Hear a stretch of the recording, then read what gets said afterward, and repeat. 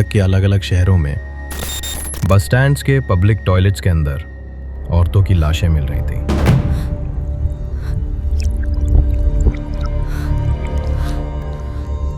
मैसूर, बैंगलोर, मैडिकेरी, हसन, हर लाश की कहानी एक जैसी थी। न कोई चोट का निशान, न कोई संघर्ष, न कोई हथियार, सिर्फ मुंह से निकलता हुआ झाग और गायब हुए जेवर। पुलिस को लगता था कि ये सुसाइड के मामले हैं, शायद कोई प्रेम प्रसंग हो या पारिवारिक कला। उन्होंने फाइलों को अननेचुरल डेथ लिखकर बंद कर दिया, लेकिन वो नहीं जानते थे कि ये आत्महत्याएं नहीं थीं। इन सभी औरतों की मौत के पीछे एक ही आदमी का हाथ था। एक ऐसा आदमी जो दिन में बच्चों को स्कूल में पढ़ाता था और रात में एक सीरियल किलर बन जाता था। उसका हथियार कोई बंदूक नहीं थी, उसका हथियार था साइनाइड। ये कहानी है मोहन कुमार की, जिसे दुनिया आज साइनाइड मोहन के नाम से जानती है। एक ऐसा दरिंदा जिसने 20 औरतों को मौत की नींद सुला दिया।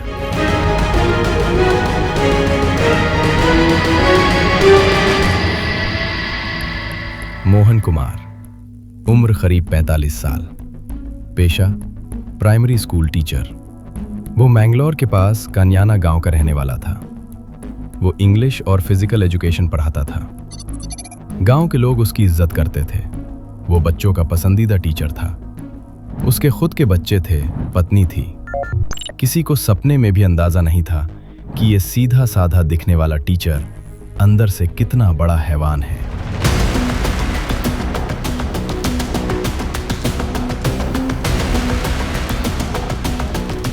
लेकिन मोहन कुमार की एक कमजोरी थी, औरतें और पैसा। उसने एक बहुत ही खौफनाक टारगेट ऑडियंस चुनी थी। वो उन लड़कियों को अपना शिकार बनाता था जिनकी उम्र थोड़ी ज्यादा हो चुकी थी और जिनकी शादी नहीं हो पा रही थी या जो डाउरी देने में असमर्थ थी।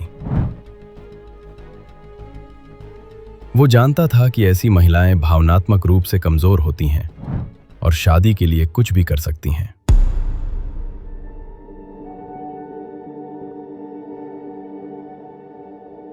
मोहन कुमार का तरीका बिल्कुल एक जैसा होता था। वो बस स्टैंड्स या सार्वजनिक जगहों पर औरतों से मिलता। अपना नाम बदलकर कभी आनंद, कभी सुधकर, तो कभी शशिधर बताता। वो खुद को एक सरकारी अफसर बताता था। वो उन औरतों को सपने दिखाता। मैं तुमसे शादी करूंगा, मुझे दहेज नहीं चाहिए, बस तुम अपने गहने पहनकर आ जाओ। लड़कियां उसकी बातों में आ जाती थीं।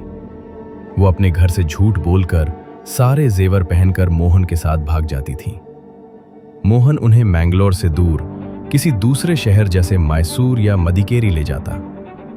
वहां वो किसी होटल में कमरा लेते। वो उनके साथ रात बिताता, उनके साथ शारीरिक संबंध बनाता। औरतों को लगता कि उनकी नई जिंदगी शुरू हो चुकी है, लेकिन अगली सुबह मोहन का असली खेल शुरू होता था। वो लड़की को बस स्टैंड ले जाता।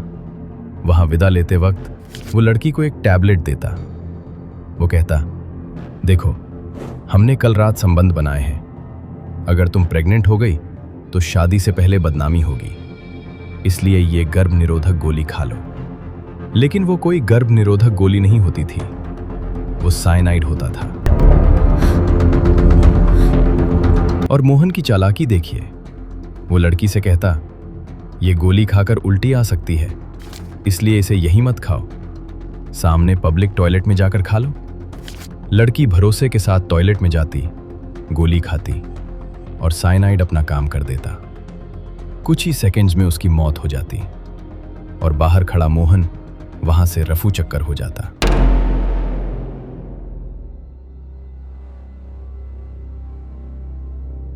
साल 2003 से 2009 तक ये खेल चलता रहा। 20 औरतें मारी गईं। पुलिस इसे सुसाइड समझती रही, लेकिन जून 17, 2009 को एक गलती हुई। बंतवाल की रहने वाली एक 22 साल की लड़की अनीथा गायब हो गई। अनीथा भी मोहन के जाल में फंसी थी। वो अपने घर से सोने के गहने लेकर निकली थी। कुछ दिनों बाद अनीथा की लाश हसन के एक बस स्टैंड टॉयलेट में मिली। वही पैटर्न, मुंह से झाग, कोई चोट नहीं, गहने गायब। लेकिन अनीता के घरवाले चुप नहीं बैठे। उन्होंने पुलिस पर दबाव बनाया। जांच का जिम्मा मिला मैंगलोर पुलिस के एक जांबाज अफसर को, inspector HN Venkatesh Prasanna. Police ने अनीता के कॉल डिटेल रिकॉर्ड्स खंगाले। उन्हें एक नंबर मिला जिससे अनीता की लगातार बात हो रही थी। वो नंबर धनंजय नाम के किसी आदमी का था। लेकिन जब पुलिस ने जांच की तो पता चला कि वो फोन मोहन कुमार इस्तेमाल कर रहा था।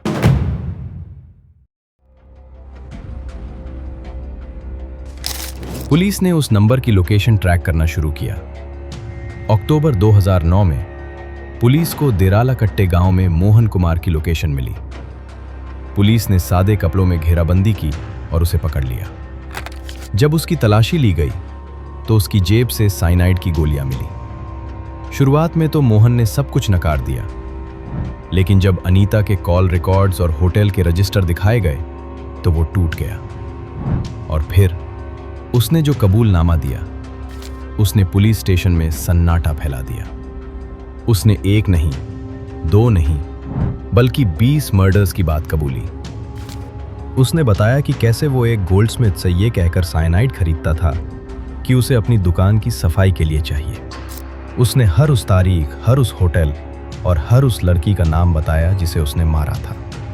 पुलिस वाले हैरान थे कि ये आदमी इन औरतों के नाम और तारीखें अपनी डायरी में नोट करके रखता था, जैसे कोई ट्रॉफी हो।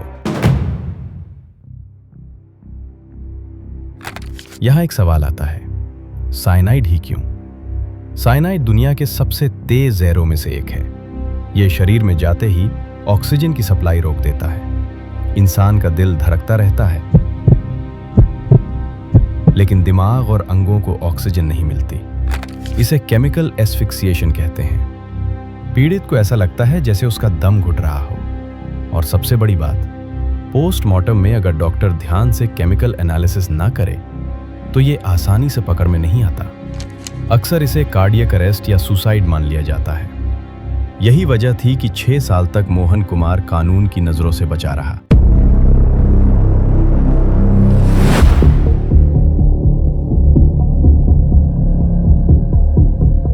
कोर्ट में जब यह केस चला तो जजों ने इसे रेयरेस्ट ऑफ रेयर माना। दिसंबर 2013 में मोहन कुमार को डेथ पेनल्टी की सजा सुनाई गई। हालांकि बाद में हाई कोर्ट और सुप्रीम कोर्ट में अपील के दौरान कुछ मामलों में सजा को लाइफ इम्प्रिजनमेंट में बदल दिया गया। उसे कहा गया कि वो अपनी आखिरी सांस तक जेल में रहेगा। साइनाइड। मोहन आज भी कर्नाटका की हिंदलगा जेल में बंद है। ये केस हमें एक बहुत बड़ी सीख देता है। अंधा भरोसा जानलेवा हो सकता है। वो 20 महिलाएं जो सिर्फ एक खुशहाल शादी का सपना देख रही थीं, उन्हें क्या पता था कि वो ड्रीम मैन असल में उनकी मौत है। इस केस ने भारत की जांच एजेंसियों को भी बदल दिया। अब अनआइडेंटिफाइड बॉडीज की जांच में केमिकल एनालिसिस को ज्यादा गंभीरता से लिया जाता है। आपको क्या लगता है, क्या मोहन कुमार जैसे अपराधियों के लिए डेथ पेनल्टी ही एकमात्र सही सजा है? अपनी राय कमेंट सेक्शन में बताएं। अगले वीडियो में हम किस केस को कवर करें, कमेंट में सजेस्ट करें। तब तक के लिए सावधान रहें, सुरक्षित रहें और देखते रहें।